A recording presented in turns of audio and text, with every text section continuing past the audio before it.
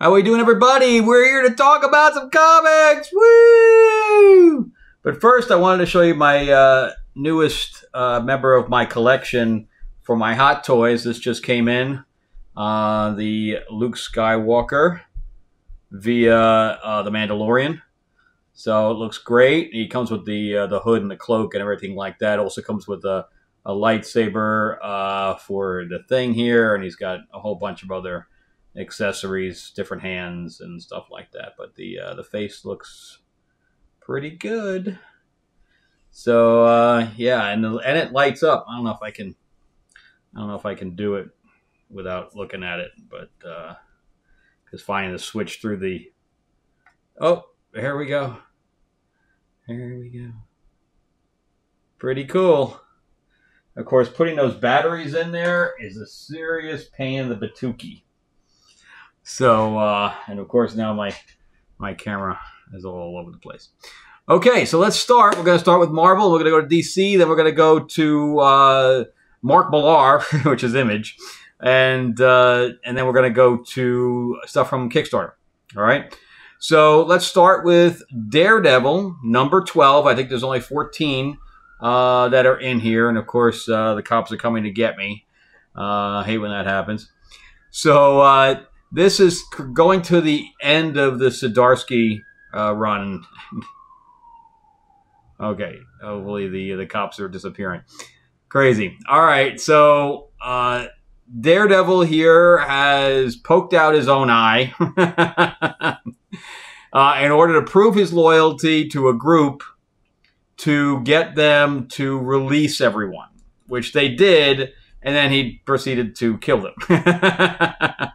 Which I thought he had a no-kill policy, but apparently he stroked that to the wind. So now, not on top of that, he wanted to commit suicide so that he could bring Foggy back to life, who is in hell, apparently. I can't imagine Foggy doing anything wrong to go to hell, but there you go. So he fights Elektra because Elektra doesn't want him to do that, and he uses Elektra against herself to impale him with the sai. And he gets to hell, where he meets his dad. Hi, Dad. Welcome to hell. Woo! On the family.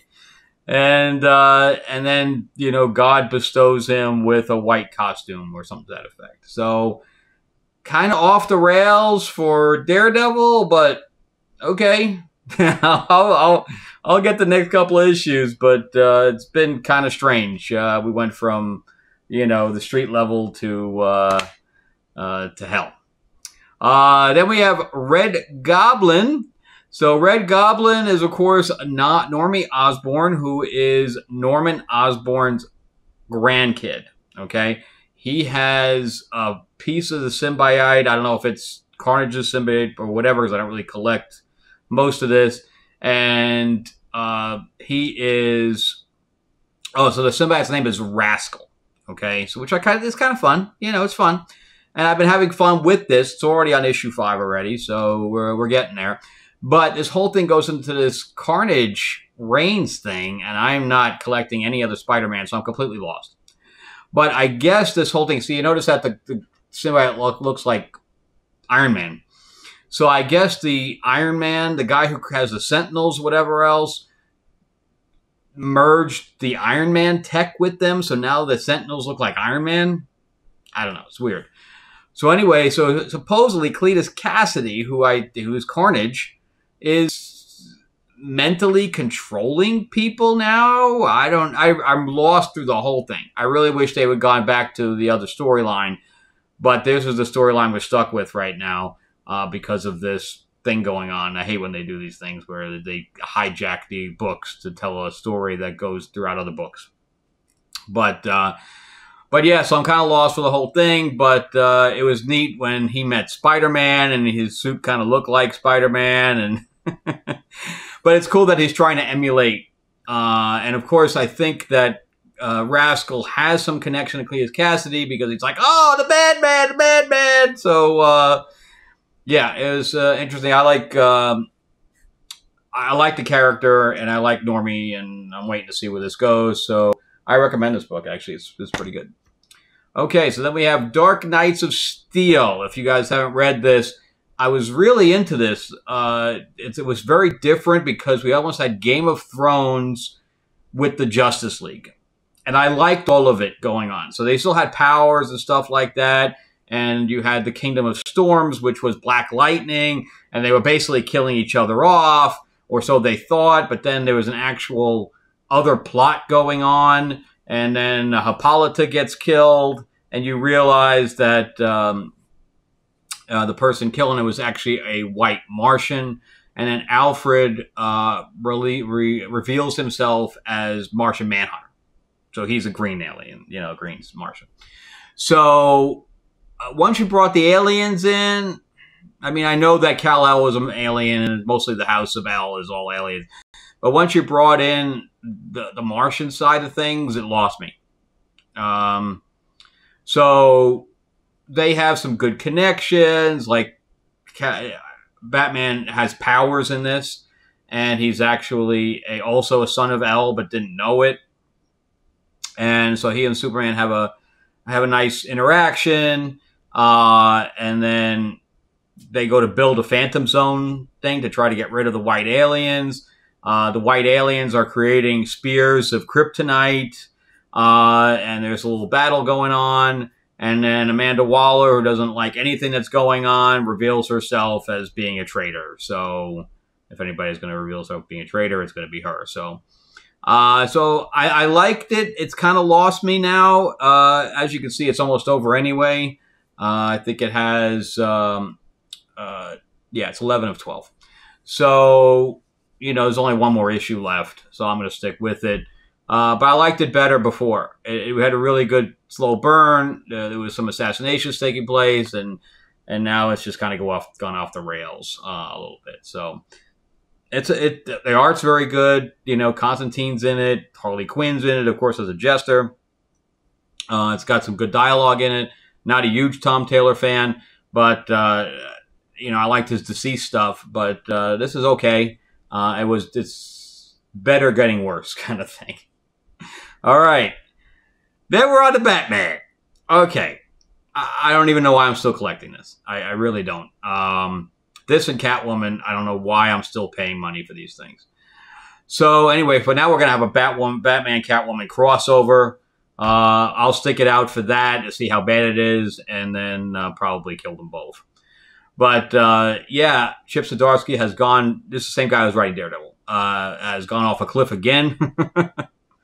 So the reason Batman is looking at his hand right there is because his hand was chopped off in the last couple of issues. How do you chop off Batman's hand and have him get a replacement that works with the dexterity he needs to be Batman? I don't think you can. I don't think any prosthetic hand outside of Star Wars, but this doesn't take place in the future. This is a contemporary book. I know that he got it from, another universe or whatever, but I'm just not buying it. I'm just not buying that he has a robotic hand. And I'm just not buying it. So to me, it's already tarnished to hell. In Catwoman, she escaped prison. So she escaped prison. She's an escaped convict right now. And I was really wondering how they were going to handle that, if they were going to handle it at all. And how Chip Zdarsky was going to say, you know what? She's an escaped convict, and Batman is going to confront her, but not bring her in. That's Batman's whole thing, is justice. Whether he agrees with it or not, he follows the law. That's Batman. So you've already changed the fundamental character in this issue by him saying, you know what? You killed him for me to save my life, so therefore you don't belong in prison. That's literally what he says. Batman would never, ever, ever say that. He would say, look, I know you did it for me, but I would have rather you let me die than you take a life. That's exactly what he would have said. Instead, we get this bull. So I didn't like any of this. I think he's completely off the rails. And again, I don't know why he's totally lost Batman. He's totally lost it. But I understand that he needs to kind of let that go, or else this Batman Catwoman thing might happen. And Teenie Howard, she's crazy. She's absolutely crazy. The whole Catwoman thing in prison, she didn't know what the hell she was writing. She watched one episode of Orange is the New Black and said, okay, I can write prison. And she was getting stuff. The cat was bringing her stuff through the ventilation shaft while she was in solitary confinement. I'm like, what is going on? And then she just escapes thinking, oh, yeah, everything's going to go back to normal. And nobody's, Commissioner Gordon, nobody's trying to find her to put her back in prison. What am I reading here? It's so far-fetched that it's crazy. So, yeah, and then he gets home after beating up some people. And, I mean, the artwork's decent. There is that. But he gets home, and the rest of the Bat family is there cooking dinner and, you know, welcoming him home and all this stuff, which was kind of cool. Of course, they're all in costume, which is weird. And then he imagines them all on fire. I'm like, what is going on? What is going on? Anyway, I do not recommend this book. Batman is turned into complete crap. And the only thing that I'm reading it for right now is just to finish the Catwoman Batman storyline that's coming up, just to see how bad that is. And then I'm going to drop it. I'm done with it, unless we get a new writer in it. All right, then I went back in time to Wonder Woman. This is George Perez classic Wonder Woman, because the Wonder Woman stuff by Clunrad has been, I had a couple of those issues and dropped that thing like lead balloon. Before that, we had Mariko Tamaki, who should never be writing anything. She shouldn't even be writing a birthday card.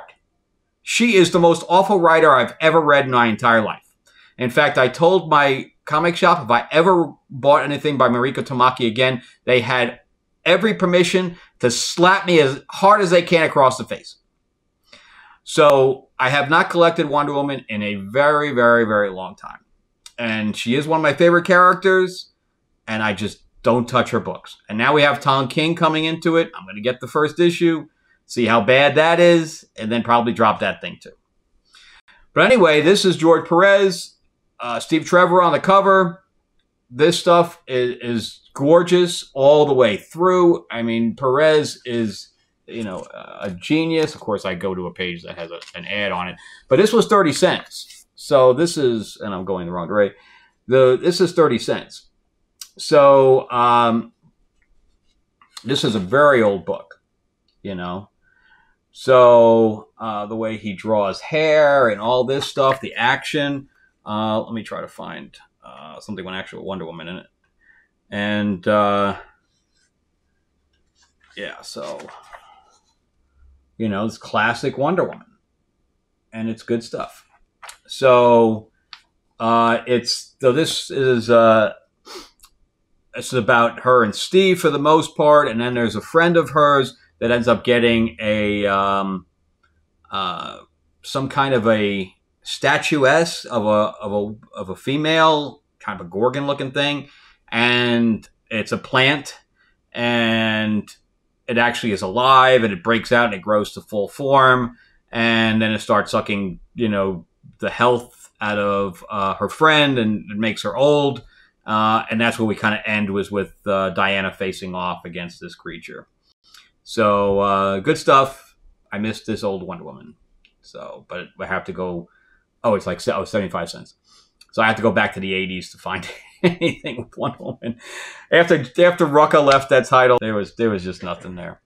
So let me push my head so the camera will follow me. All right, so now we're into Marvel and DC are done, so now we're into Image, and all I have is Mark Millar stuff. So this was this issue, my last issue of Magic Order, because this is volume 4. I have not collected any of the other volumes, so I only have 4. And we're on 5 of that 4.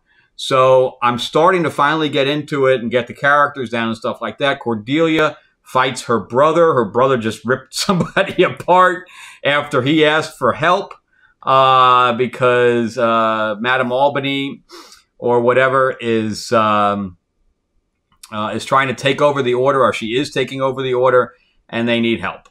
So the guy asked asks the guy's brother, Cordelia's brother, for help. Please come back with us, fight with us.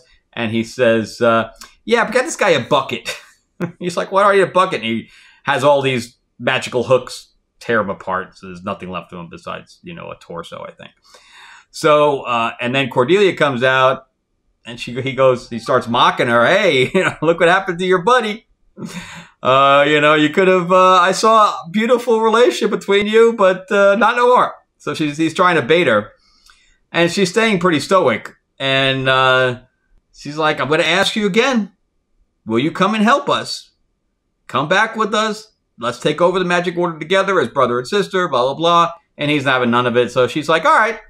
So they fight and she wins.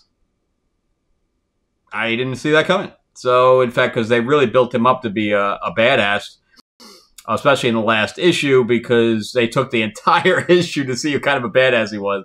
And then she ended up winning. And then she drinks from the cup, so she takes over his whole dimension and says, hey, we're going to go fight. And then we go back to the other dimension where there's other things going on. But the main thing is that Albany takes the guy out of the painting, and I guess, he's going to help her. So they're both building little armies. But this is going to conclude in the last, the cops again. What's going on today? I think that's an ambulance, actually.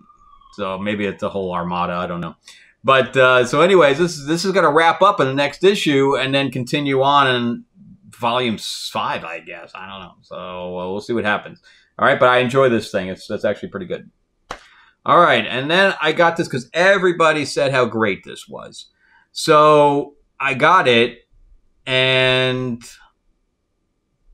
I don't know. I'm not creaming over it as much as everybody else is. So it's kind of like an evil Batman Punisher situation, and the difference between him and the Punisher, or him and Batman, is that I feel like he's having a lot of fun doing these kills.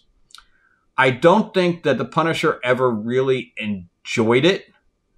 I feel like it was more of a strategy situation with him. So he's like, all right, if I take this guy out, then I got this guy. So it was more of a surgical thing for him. So, and the same thing with Batman. So Batman's like, okay, if I take you out and take you to prison, now this is going to fall apart and blah, blah, blah. And I can stop this bomb from going off, etc.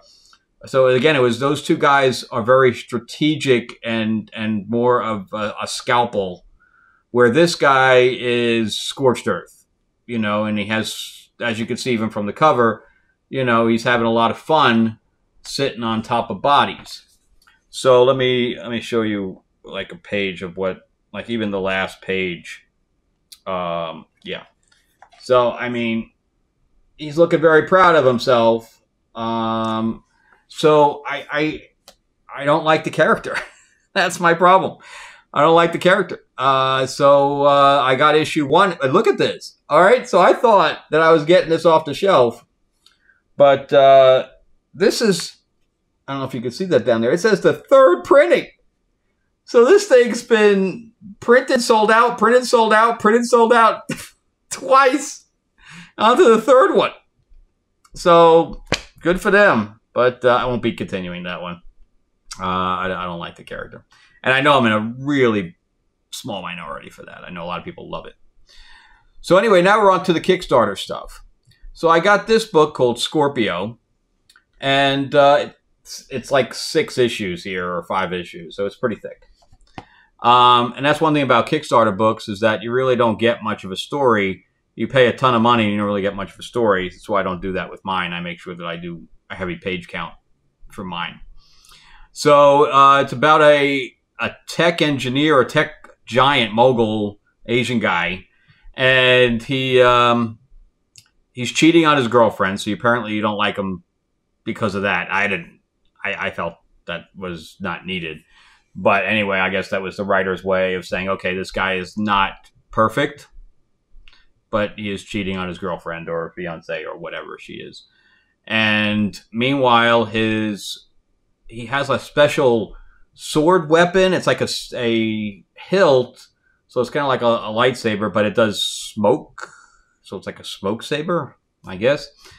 slash whip. And it's this special, oh, it's in his hand right there. So anyway, this other group wants it, and they break into his house. Meanwhile, he's a secure. Yes, right. He does his tech mogul stuff is for home security.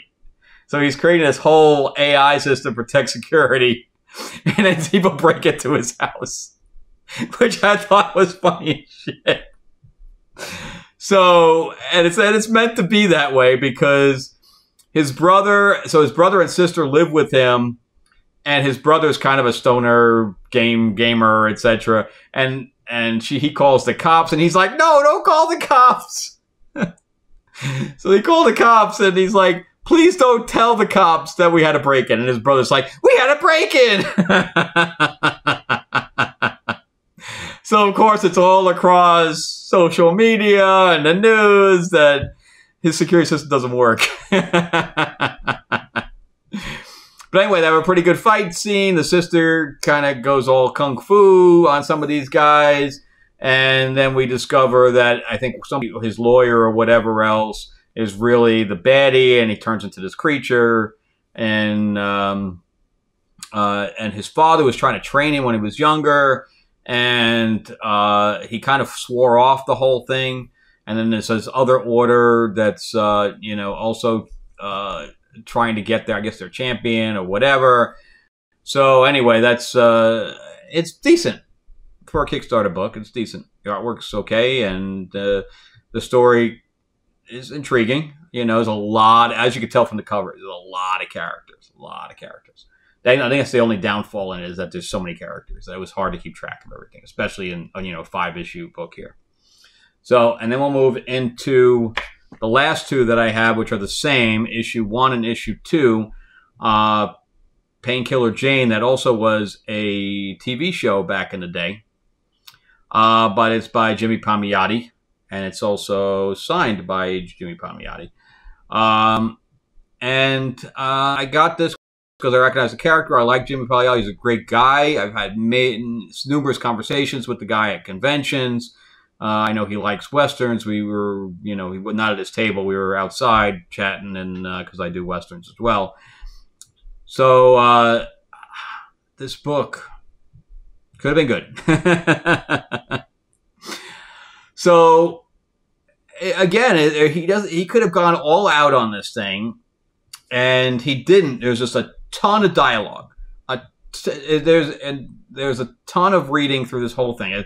This is definitely a tell, don't show book. Because even at one point, okay, so she's a lesbian on top of that. So she has her, and the artwork is not good. I didn't like the artwork at all. I wish that Palmiotti had more of a hand in the artwork. So anyway, and I'm not a fan of Connor's work, especially something like this. But anyway, the artwork person that they got was, I don't think it was, the hands were kind of messed up. The faces of the girls are not pretty. In fact, the one playing her girlfriend looks kind of butchy. Maybe she's supposed to be, but that's not appealing to men. So it's I was like, why? Why are you hot for this girl? I don't get it. So anyway, they are supposed to kill some people. They go to this sex club where they're asked to go to a party, and before they go there, before they even go to the party, the girlfriend ends up hooking up with 2 other people, right? I don't know if one of them, I couldn't tell if it was a guy or a girl. So 2 other people, and I guess Jane got jealous and supposedly knocked one of the tooths out, but we never see it. In fact, I kept going back to see if I was missing a page, and it literally went from them hooking up to the next page of her saying, "What the hell? You just knocked her tooth out." I'm like, when did that happen? So you're telling me, but you're not showing me that we're not showing the punch at all? Weirdest thing ever.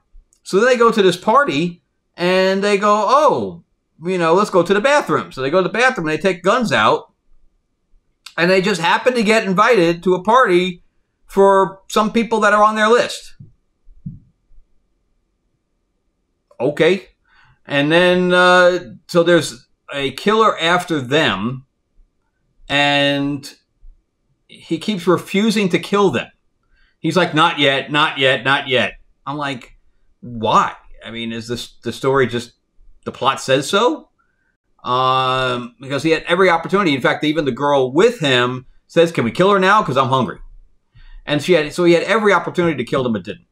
So then they realized that Painkiller Jane's girlfriend, Ajira, I think it's her, Ajira, realizes that they're being tailed, and approaches the other girl and blows her kneecap out, blah, blah, blah, and asks her questions. Now, if she blew her, she wouldn't be talking for the most part. She would be in so much pain because she'd never be able to walk again. And then hits her in her shoulder. Now, the whole thing of Painkiller Jane is that she can take damage and then heals. So she's Deadpoolish. And that's what I'm saying. They could have taken this to the nth degree because she can take damage. And they didn't. And some of the gunfights get truncated and all this other stuff. So, but meanwhile, they're a killer hunting a killer. So, at the end of it, the guy snipes through his partner's head into the eye of Ajira. And she doesn't die because the bullet doesn't go far enough in because it goes through her head and slows it down. So anyway, so that was this issue. Okay? So then we go on to issue 2, which is also signed, by the way. Oops, wrong side. And, this is Joseph Michael Linzer, who, he can draw women, that's for sure. So this cover is beautiful. I like it way better than the cover of issue 1. So anyway, so in here, she goes and hunts the other assassin, and she goes to visit her girlfriend in the hospital. He's like, "You took my eye, you took my eye." Okay, yeah, I get that. Maybe you shouldn't have been staying next to the window. Since you're a freaking bounty hunter or killer yourself, you should know not to be anywhere near the fucking window. So anyway, it's your own freaking fault as far as I'm concerned. So but here's the thing. We never develop the assassin. The assassin is never shown as a bad guy because they're assassins and he's an assassin and he hasn't really done anything. In fact, they did more killing than he did. So we never see him as being monstrous. So when she takes him out at the end, there's nothing. There's no emotion whatsoever because I'm like, you're no better than he is. What's the difference? And she takes him out pretty easily as far as I'm concerned. But she doesn't kill him because then Ajira gets out of the hospital and she goes, I really wish I killed him because I don't have any closure now, blah, blah, blah. And then they go down, this thing in Venice and she reveals that she didn't kill him. She's got him, ready for her to kill, all tied up. So, yeah, and then this other detective, Maureen, goes there, and she's got another guy with her that they have, I guess, in the past issues and in the past volumes, they were together, but there was no reason for them to be. They did absolutely nothing. Just nothing. So, I can't recommend this book. It was really badly written as far as, it was a lot of writing and not a lot of story, if that makes any sense. So, it really went nowhere. There was no character development. And there was just a whole lot of talking. I don't know. It was not that great. So anyway, so that's it. There ain't no more. Woo, no more. So that's what do you think? I mean, did you collect any of these books that you have opinions on? You loving Batman? Anyway, let me know what you guys. Today was the last day for Destiny Aurora, so I have no reason to talk about it because the campaign is over.